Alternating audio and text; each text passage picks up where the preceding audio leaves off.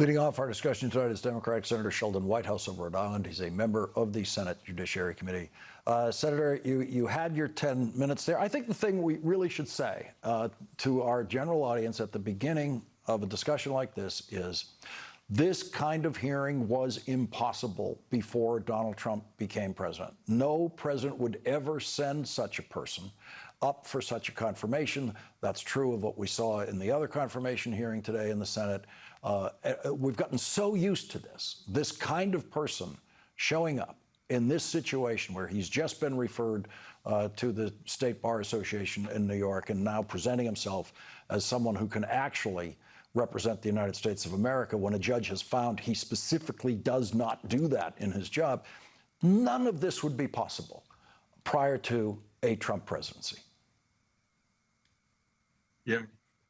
To a Trump presidency, when you look back at the history of the Senate Judiciary Committee and you look at Republicans like Orrin Hatch or Arlen Specter, the likelihood of them rolling over the way this crop of Republicans does in the face of obvious falsehoods by the witness, in the face of a judicial finding that this guy colluded, did a fake lawsuit in order to gin up the slush fund and immunity for his former personal client. I mean, the fact pattern here is beyond astounding.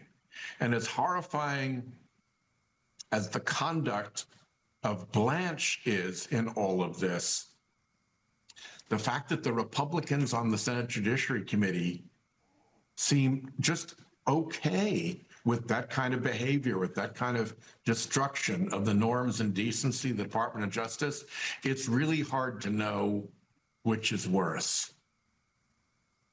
It's like watching a Stalin-esque fear control people. They obviously just sit there living in fear of Donald Trump.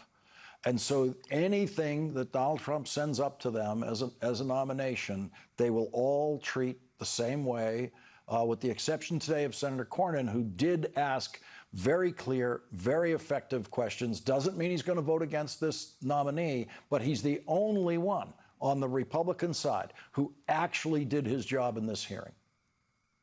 Yeah, it's really astounding. And the target in front of them was pretty astonishing. Everybody hates the slush fund.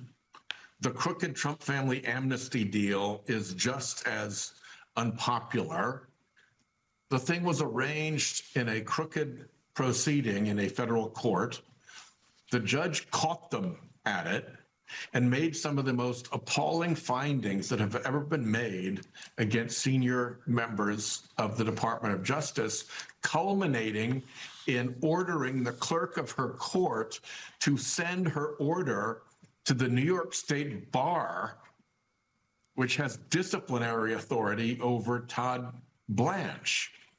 And in the face of all of that, a normal committee would say, hey, wait, you're already the acting attorney general. We need to get to the bottom of this first, see what the New York Bar is going to do. These are really deadly findings about you. We don't know the evidence yet. Why is it that Blanche and the Department of Justice never filed a pleading in that case? None. The complaint, no answer. The request for extension of time by the plaintiffs for the defendants to answer, no response. The amicus report saying there was a real problem here with case or controversy because of non-adversity and collusion, no answer. The dismissal of the case, no answer. The petition alleging fraud on the court, no response. They just completely died. All of that signals to any rational person looking at it that Todd Blanche knew that that proceeding was crooked. He knew that it was collusive. He knew that it was wrong. He knew that it was bad faith, all findings by the court. And so he tried to keep clear of it by not filing any pleadings. Instead, by working through the other side's lawyers. You know, this is a collusion problem, and you're working through the other side's lawyers. So, I mean, this is a really deep mess at this point. And if Republicans are willing to vote to confirm him while these questions are pending, and then they get answered, they're going to have so much egg on their face, they're going to look like a McMuffin. Every Republican senator, except Senator Cornyn, who used his time on this issue, talked to Todd Blanche about fraud, about the Justice Department's mission to stop fraud against the federal government. And not one of them mentioned the $10 billion fraud that Todd Blanche actively participated in, tried to help Donald Trump pull off.